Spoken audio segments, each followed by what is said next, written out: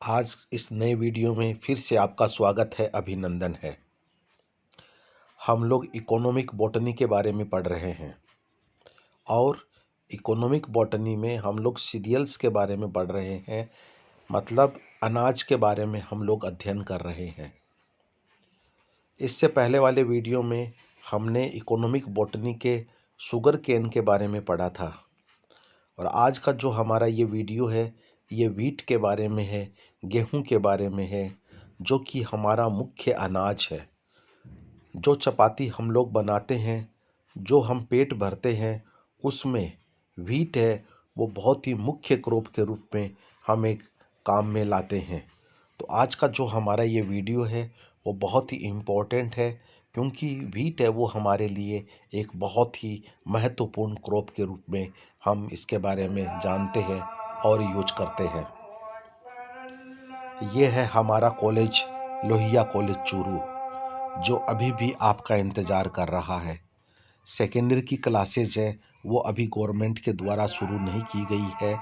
उम्मीद करते हैं कि जल्दी ही आप हमारे पास होंगे, कॉलेज में होंगे और हम आमने सामने बैठकर अध्यापन करवाएंगे और आप अध्ययन करेंगे। ये है हमारी कॉलेज का अंदर का पार्ट, जहाँ पर छतरी नुमा स्ट्रक्चर में नीचे सेठ जी की स्टैचू लगी हुई है। आपको ये बात मालूम होनी चाहिए कि पिछले वर्ष अक्टूबर 2020 में हमारे कॉलेज ने 75 वर्ष यानी प्लेटिनम जुबली वर्ष है वो पूरा कर लिया है।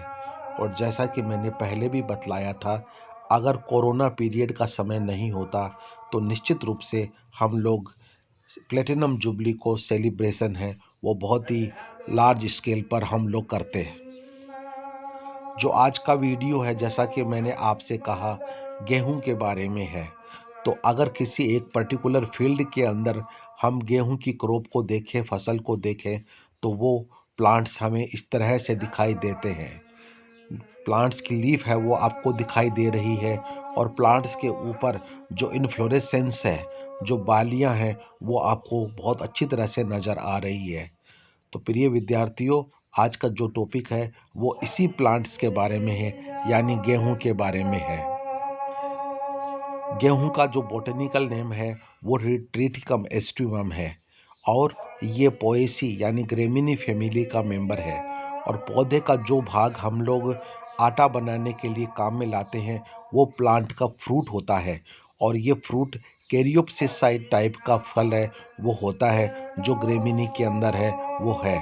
और गेहूं का जो कॉमन नेम है, निश्चित रूप से वो गेहूं ही है, और हम लोग इंग्लिश में इसको व्हीट भी बोलते हैं।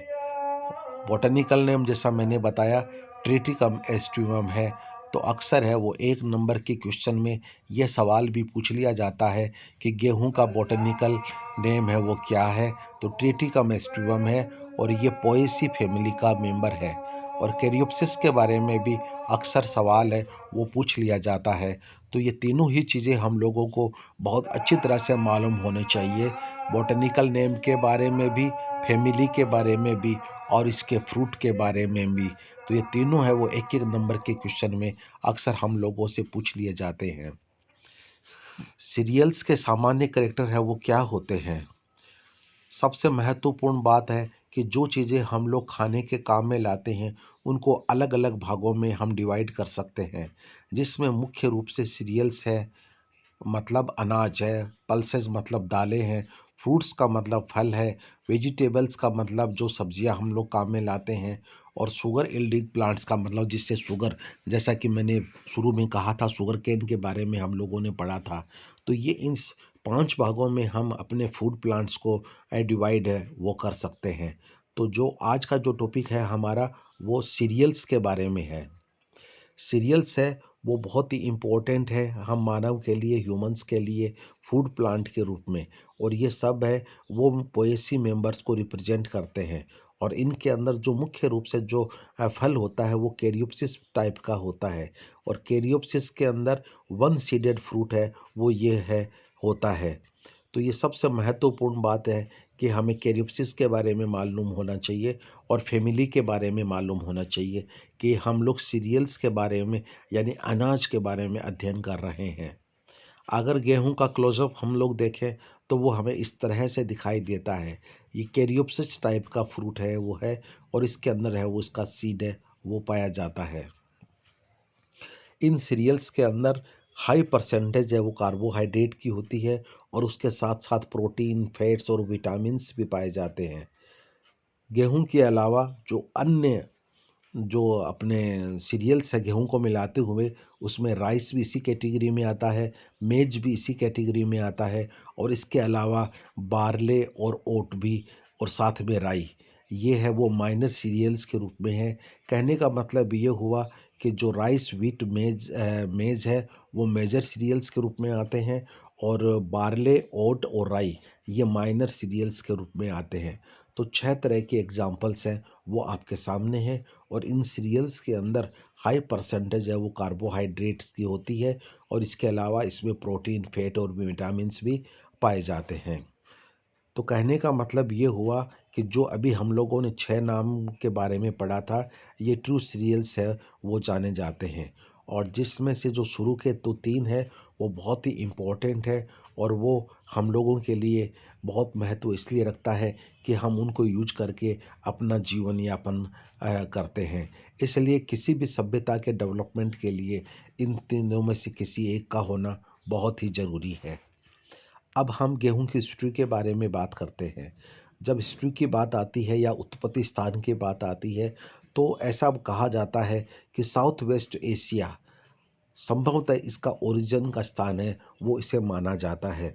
और जो भी पुरातत्व विज्ञान यानी आर्कियोलॉजिकल की जो भी फाइंडिंग्स है, उससे ये मालूम चला है कि इसकी उत्पत्ति है वो 6700 बीसी से उसको काम में लाया जा रहा है। कहने का मतलब ये हुआ कि जो वीट है वो काफ़ी सालों से काम में लेते आ रहे हैं, हम लोग अनाज के रूप में इसको काम में लेते आ रहे हैं। इसके अलावा मोहनजादारो की जो खुदाई हुई थी, उससे भी ये मालूम चला है कि जो ट्रिटिकम स्फेरोकोकम जो अपने गेहूँ का एक फॉर्म एक स्पीसीज़ है, उसको भी लोग हैं वो 5000 साल पहले से काम में लेते आ रहे हैं।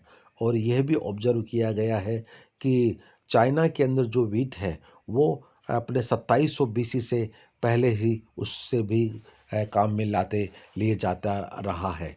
तो ये हिस्ट्री के बारे में है, जिसमें आपने 5000 साल वर्ष के बारे में भी पढ़ा है। 2700 मतलब ईसा पूर्व से भी 2700 वर्ष पूर्व से भी इसको काम में लाया जाता रहा है। इसके अलावा अलग-अलग जो वैज्ञानिक हुए हैं अलग-अलग जगहों पर, उसमें अमेरिकन जो वर्कर्स हैं, उनके अकॉर्डिंग जो अपने व्हीट है, वो सीरिया एंड पैलेस्टाइन में से भी उनकी उत्पत्ति हुई है। और यह भी माना जाता है कि जो ट्रिटिकम एस्टिवम है, वो साउथ वेस्ट एशिया से वो ओरिजिन उसका हुआ है। इसके अलावा जो वाइल्ड गेहूँ है, जिसको हम फोरेक्स के नाम से जानते हैं, और इसकी स्पीसीज़ है ट्रिटिकम टर्चिडम, और वैरायटी है ड्यूरम, वो है। तो ऐसा माना गया है कि ज़्यादातर इसको कल्टीवेटेड व्हीट के रूप में है वो काम में लाया जाता है, और ये हेक्साप्लॉइड व्हीट है वो होता है। कहने का मतलब ये हुआ कि एक इम्प्रूव्ड वैरायटी है वो गेहूँ की है, जो वाइल्ड से बनकर है वो हमारे सामने आई है। ट्रिटिकम एस्टिवम जिसकी वैरायटी कॉम्पैक्टम है, जिसको क्लब व्हीट के नाम से भी जानते हैं, ये सीरिया में 7000 बीसी से पूर्व भी डिस्कवर की गई है। और ऐसा माना जाता है कि ये एक मेसोपोटामिया के अंदर एक इरिगेटेड क्रॉप के रूप में वहाँ पर प्लेन्स के अंदर इसको उगाया जाता था। और इसके अलावा और भी दूसरी चीज़ें हैं जो आपको यहाँ देखने को मिल रही है। तो ये इसकी उत्पत्ति के बारे में विशेष रूप से ये है कि ये साउथ वेस्ट एशिया के अंदर इसकी ओरिजिन है वो हुआ है, और इसके अलावा दूसरी जगह पर भी इसकी उत्पत्ति है वो हुई है। बात को आगे बढ़ाते हैं। जो अभी हम लोग बात कर रहे थे 6 हेक्साप्लॉइड व्हीट के बारे में, और उसके बारे में ये कहा जाता है कि ये जो इंडस वैली है वहाँ पर ये अपने ईरान की जो हाईलैंड्स है वहाँ से ये फैला है, और वहाँ से ये सेंट्रल एशिया के अंदर भी जो third millennium of BC before Christ तब से यह फैला हुआ है। और ट्रिटिकम एस्टिवम जो है वो मेक्सिको के अंदर 1529 में इंट्रोड्यूस किया गया, जबकि ऑस्ट्रेलिया के अंदर ये 1788 में आया। तो ये भी ऐतिहासिक जो तथ्य हमारे सामने हैं उसके बारे में ये बातें हैं वो बयान करती है। अगर हम अपने भारत की बात करें, इंडिया की बात करें, तो ये मुख्य रूप से उत्तरी और एज सेंट्रल पार्ट, जो हमारा मध्य पार्ट है, वहाँ पर इसको मुख्य रूप से उगाया जाता है। और साउथ के अंदर ये ज़्यादा ये महत्व है वो नहीं रखता है, क्योंकि साउथ के अंदर ज़्यादातर राइस की क्रॉप है वो होती है। मुख्य रूप से ये उत्तर प्रदेश, पंजाब, हरियाणा, मध्य प्रदेश, महाराष्ट्र, बिहार और राजस्थान में ग्रो किया जाता है, जो कि टोटल प्रोडक्शन का 80% प्रोडक्शन है वो इन्हीं राज्यों के अंदर होता है या ग्रो करवाया जाता है या उगाया जाता है। तो कहने का मतलब ये हुआ कि जो इतने स्टेट्स के नाम आप यहाँ पर देख रहे हैं, यहाँ पर टोटल प्रोडक्शन का 80% प्रोडक्शन है वो होता है। भारत के अंदर जो 5 स्पीशीज़ है वो कल्टीवेट की जाती है, जिसमें से ट्रिटिकम एस्टिवम है, जिसको ब्रीड या कॉमन व्हीट के नाम से जानते हैं। ये ज़्यादातर एरिया में इसी को ग्रो करवाया जाता है। कहने का मतलब 100 में से 88% अगर किसी व स्पीशीज़ को ग्रो करवाया जाता है तो वो ट्रिटिकम एस्टिवम है, और ये मुख्य रूप से उत्तरी क्षेत्रों में इसको उगाया जाता है। और बहुत थोड़े पार्ट यानी 11% पर जो ड्यूरम व्हीट है, जिसको कि ट्यू ड्यूरम जो कि 4x वाला है, उसको ग्रो करवाया जाता है। तो कहने का मतलब ये हुआ कि मेजर पार्ट के अंदर ट्रिटिकम एस्टिवम को ग्रो करवाया जाता है। ट्रिटिकम ड्यूरम है वो सेंट्रल और वेस्टर्न इंडिया के अंदर डोमिनेंट है, जबकि ट्रिटिकम डाइकोकम ये जो 4x व्हीट है ये साउथ इंडिया के अंदर ग्रो करवाया जाता है। जो टी टर्जिडम यानी ट्रिटिकम टर्जिडम है ये पॉपुलर व्हीट है, और पर्टिकुलरली इंग्लिश या अपन कह सकते हैं इंग्लैंड रीजन के अंदर, जो कि 4x वाला जो कैटेगरी का है। और टी स्पेरोकोकम है, ये मुख्य रूप से हेक्साप्लोइड है और बहुत ही कम महत्व वाला है वो रहता है। कहने का मतलब अलग अलग वेराइटीज़ के बारे में हम लोग बात कर रहे थे यहाँ पर, जो इतना डिटेल्स थोड़ा बहुत आपको मालूम होना चाहिए, पर्टिकुलरली 4x और 6x के बारे में।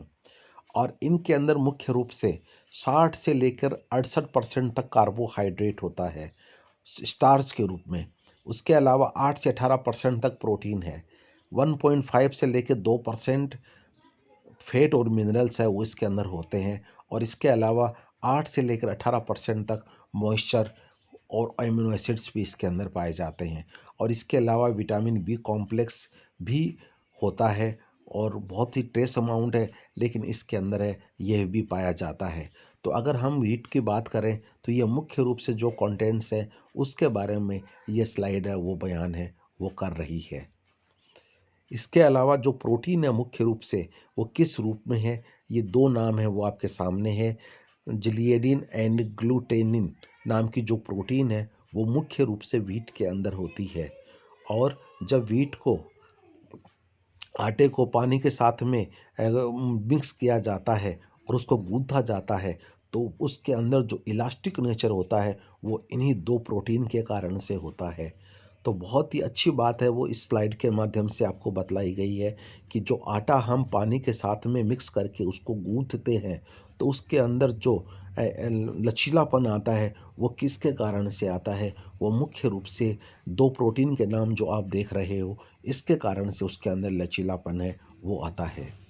इसके बाद में हम देखते हैं प्लांट के बारे में, उसकी वनस्पतिक लक्षणों के बारे में, बॉटनी के बारे में। अगर हम एक फील्ड के अंदर एक मैच्योर प्लांट के बारे में अगर अध्ययन करें या देखें, तो हमें यह मालूम चलता है कि प्लांट की जो हाइट होती है वो 2.5 से लेके 5 फीट तक हो सकती है, जो कि पर्टिकुलरली उसकी वेराइटी और मिट्टी की फर्टिलिटी के ऊपर डिपेंड करता है। जो ट्रिटिकम ड्यूरम नामक जो प्रजाति है वो ज़्यादा टोलर होती है, जो कॉमन हमारा व्हीट है ट्रिटिकम एस्टिवम उसके मुकाबले में। अगर स्टेम की बात करें तो वो गोलाकार होता है, बीच में से खोखला होता है, और जो नोड का रीजन होता है वो वहाँ पर वो सॉलिड होता है। इस पर्टिकुलर प्लांट के अंदर जो फ्लावर्स है वो बाइसेक्सुअल होते हैं, और ऊपर के फ्लावर है वो स्ट्रॉयल भी हो सकते हैं। इसके फ्लावर के अंदर 2 ग्लूम्स हैं वो पाए जाते हैं जो कि पर्सिस्टेंट, ओब्लोंग, ओवेट और अनइक्वल साइडेड होते हैं। इन ग्लूम्स को हम नोडिक्यूल्स के नाम से भी जानते हैं। तो ये फ्लावर की विशेषताएँ हैं जो हमें मालूम होना चाहिए। और इसके अंदर जो इन्फ्लोरेसेंस है वो स्पाइक ऑफ स्पाइकलेट के नाम से जाना जाता है और ब्रांचेज है वो टिल्डरिंग होती है। और जैसा कि शुरू में हम लोगों ने बात की थी, इसके अंदर जो फ्रूट होता है वो one seeded fruit, dry fruit होता है जिसको कि हम कैरियोप्सिस के नाम से जानते हैं। और इसके अंदर एक स्टार्ची एंडोस्पर्म होता है और निश्चित रूप से एम्ब्रियो भी होता है। एक प्लांट की लाइफ साइकिल अगर हम देखें, वीट की लाइफ साइकिल है वो आपके सामने है। निश्चित रूप से शुरुआत है वो सीड से होगी और सीड के बाद में देखिए जर्मिनेशन की अलग अलग प्रोसेस है वो आपको दिखाई दे रही है। सीड प्लांटिंग आप देख रहे हो, उसके बाद में जर्मिनेशन है, स्प्राउट है, ऊपर की तरफ आप सीडलिंग देख रहे हो, उसके बाद में फ्लावर है वो साइज में बढ़ रहा है, फ्लावरिंग हो रही है, ऊपर उसके बालियाँ आ रही है और उन बालियों में फिर से सीड बनकर एक जीवन चक्र है वो कंप्लीट हो जाता है। तो अगर हम एक लाइफ साइकिल को देखें तो वो इस तरह से हम गेहूँ की लाइफ साइकिल को समझ सकते हैं। गेहूँ का पौधा पर्टिकुलरली हमारे क्षेत्र में ठंडे मौसम के अंदर यानी सर्दी के मौसम में ग्रो करवाया जाता है, जिस पर्टिकुलर में इसकी ग्रोथ है वो बेटर होती है। गर्म जलवायु या गर्म मौसम में इसको नहीं लगाया जाता है। निश्चित रूप से क्यों नहीं लगाया जाता है, जो 2-3 डिजीज़ के जो पक्सिनिया की जो डिजीज़ है उनसे बचाव के लिए। और जो इसकी ग्रोथ है वो ओवरऑल कोल्ड क्लाइमेट के अंदर है वो ज़्यादा होती है। और दूसरी बात एक और हमें ये ध्यान में रखनी है कि उन एरिया जहाँ पर 15 से लेकर 35 सेंटीमीटर रेनफॉल है वहाँ पर ये ज़्यादा अच्छी तरह से ग्रो है वो कर सकता है।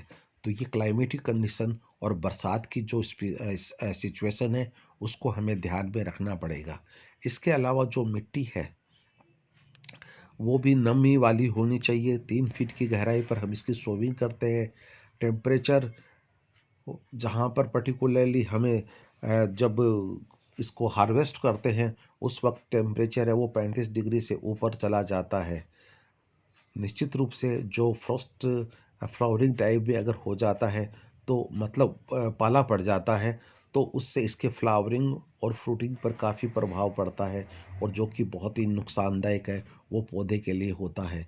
क्योंकि जैसा कि हम लोगों ने शुरू में बात की थी, ये कोल्ड मौसम में होता है और कोल्ड मौसम के अंदर पाला है पड़ सकता है और ओले भी गिर सकते हैं, तो वो नुकसानदायक है, वो इस पर्टिकुलर प्लांट के लिए हो सकते हैं। कल्टीवेशन के बारे में अगर हम लोग बात करें तो नॉर्दर्न इंडिया यानी उत्तरी भारत के अंदर ये अक्टूबर और नवंबर के अंदर इसकी शोइंग है या जो हल है वो चलाए जाते हैं और 3-4 दफ़ा उसकी प्लोइंग है वो करनी पड़ती है ये सीड डालने से पहले, ताकि जो मिट्टी है वो बहुत अच्छी तरह से पोली है वो हो जाए। और इंडियन वैरायटी है उसको 3 से 4 इरिगेशन की आवश्यकता पड़ती है मैक्सिमम यील्ड प्राप्त करने के लिए। और रेनफॉल के बारे में के साथ साथ जो मीडियम टेक्सचर्ड की जो सोइल है वो काफ़ी अच्छी है, वो इस पर्टिकुलर प्लांट की ग्रोथ के लिए मानी गई है। जो सीड की शोइंग के बारे में जो बात की जा रही है वो अलग अलग मेथड्स है और इसमें ये कहा गया है कि जो सीड की सोइंग है वो ड्रिलिंग मशीन मेथड से ज़्यादा अच्छी रहती है। और जर्मिनेशन पर्टिकुलरली जब स्टार्ट होता है तो फर्स्ट लीफ अपीयर होती है करीब 15 दिनों के समय में। और जब ग्रेन राइप मतलब मैच्योर हो जाते हैं तो वो गोल्डन येलो कलर के हो जाते हैं और उसके बाद उस फसल को हार्वेस्ट या काट लिया जाता है। जैसा कि हम बहुत अच्छी तरह से जानते हैं कि जो गेहूं का कलर होता है वो गोल्डन येलो कलर होता है अगर वो अच्छी तरह से मैच्योर है। और उसको जब वो मैच्योरिटी पे जा रहा था तो अच्छी तरह से अगर उसको पानी मिला है तो गोल्डन येलो कलर बनकर हमारे सामने आता है।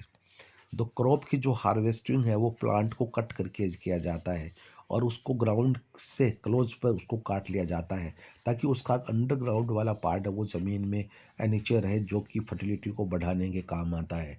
और ये मार्च और अप्रैल के दौरान है वो किया जाता है।